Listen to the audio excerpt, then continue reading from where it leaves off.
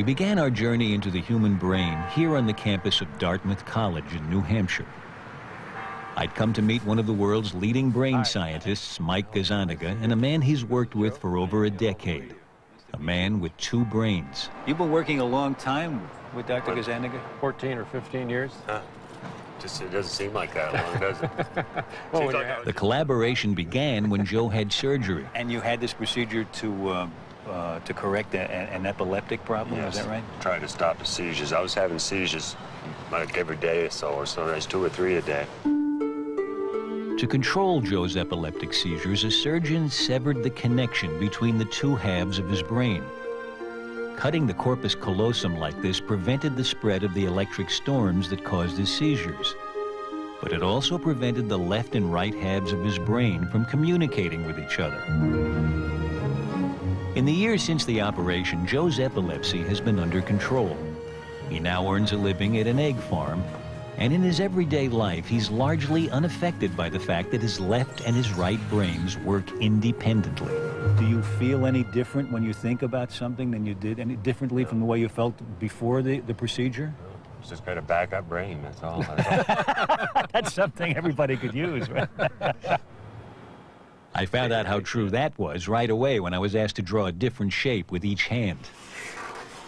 In a brain like mine, roughly speaking normal, at least all in one piece, the left half of my brain controls the right side of my body, while the right brain controls the left side. Oh, no. But because the two halves are connected, Nothing wrong with that. getting each hand to work independently isn't easy. Well, we're seeing the fact that Alan's hemispheres are connected, and that the motor messages from one are confusing the motor messages in the other. I was just drawing an upside-down duck. Okay. But when Joe is given the same task, his two hands operate as if controlled by two separate brains. What's happening is that each half of Joe's brain is given a separate instruction. He's asked to fix his eyes on the cross in the center of the screen. Anything flashed to the right of the cross goes only to his left hemisphere. Things to the left go to his right hemisphere. Because the two don't communicate, each hand does only what its half of the brain sees. Wow, look at that. It's really like two different people doing the same. That's right. Same task. That's the idea. Okay, Joe, I want you to keep your hands out in front In of an you. experiment that's now a classic in brain research, Mike Gazzaniga over 30 years ago used a similar setup to find out if the two halves of the brain are specialized to do different things. Ship. Joe is being flashed a word only to one half of his brain. Words flashed to the right Storm. are seen only by his left brain, and Joe can report seeing those words just fine. Piano. Good. But when a word is flashed to his right brain, Didn't see that. Okay. Joe, I'm going to ask you but now watch what happens. to draw that with your left hand.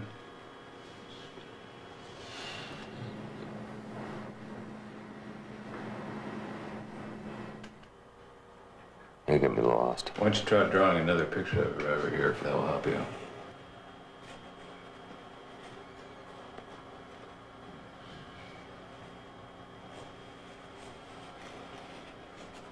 Oh, phone.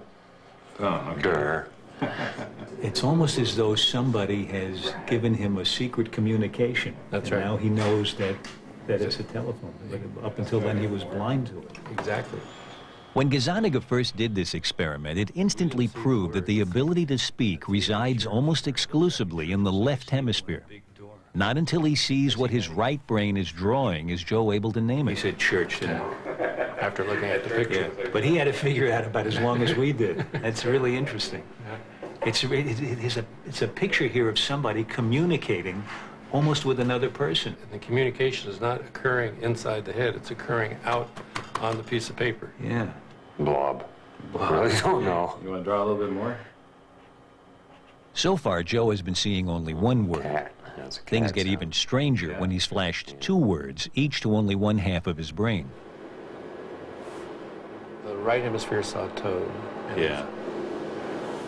And so his left hand draws a toad. So there's the toad. Oh, it's a toad. Right. And this time, I was able to guess what was coming. Will we put a little three-legged stool in there later, or what? Joe's speaking left brain saw a stool. Saying the word lets the hand that's controlled by his right brain in on the secret. That's great. That's really interesting. And if he had seen that with the Corpus Callosum intact, he would have drawn a toadstool. Right. Not a toad and a stool. Right, exactly the point. I've been doing this for 35 years. Yeah. And it gets me every time. Yeah, it must. It must. This time, instead of naming the word, I want you to point to the word. Again, Joe sees two words simultaneously. Bell goes to his non-speaking right brain. Music to his speaking left brain. When asked to point to a picture of what he saw, he chooses Bell. But when asked why... Okay, why'd you pick that one? Music. Music? And when asked to explain... It was music and bell, and it was a few minutes ago, last time I heard any music was coming from the bells out here. Banging away. So the bell's outside here? So, look, good enough answer to me. What's extraordinary is that Joe's speaking left brain concocts a plausible story of why he pointed to Bell, even when some of the other pictures more obviously represent music. Gazzaniga believes this determination to find cause and effect, this desire to explain, is the left hemisphere's most marvelous property. One of the unique things to the human brain is this need to interpret why two events occurred. What was the antecedent to this? What caused this? And if you can imagine that a species like us that has that little chip in its brain that asks those questions is going to survive rather well, because it's going to figure out more about the nature of the world than a species that doesn't have that. Okay, Joe, I want you to keep your hand... But as I was about to discover, the right brain has a very useful survival skill all its own. What do you think will happen here? So for you, we're doing a live experiment. Never done it before. The experiment involves the 16th century Italian painter Arcimboldo, who made faces out of fruit, flowers, meat, even books. From other research, there's reason to believe that the ability to recognize faces is located exclusively in the right hemisphere. So Mike wondered if Arcimboldo's paintings would look different to each of Joe's two brains. So will his left hemisphere say, I saw a potato, I didn't see a face? And will his right hemisphere say, I saw the face, and not comment on the fact it was made out of a potato? You're going to see a figure followed by a choice of two words. If this works, it'll be terrific, but we'll see. So here it is, live. Okay? The first painting goes to the right hemisphere. And Joe points to face. The next painting goes to his left brain. And this time he points to fruits. Mike seemed pleased. Are you having a moment? This is too good. Again to the right brain, and Joe sees it as a face. Point it down. But to the left brain, Face made out of books. Point it up. What are the books? are you happy with what you're Fruit. seeing? It's unbelievable. He's doing it. You see that?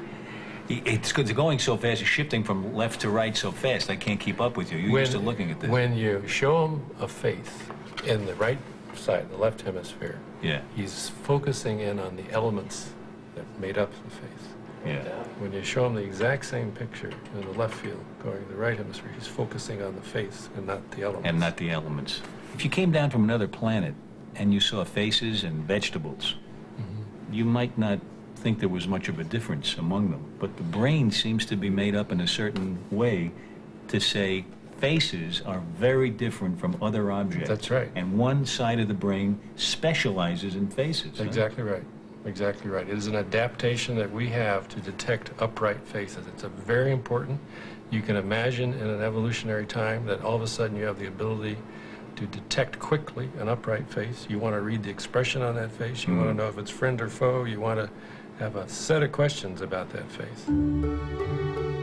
The right brain might be skilled at recognizing faces.